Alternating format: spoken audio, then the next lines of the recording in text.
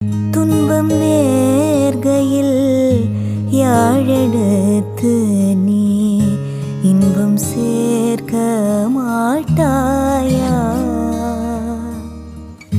துன்பம் நேர்கையில் யாழெடுத்து நீ இன்பம் சேர்க்க மாட்டாயா? எமக்கின்பம் சேர்க்க மாட்டாயா? நல்லன்பிலா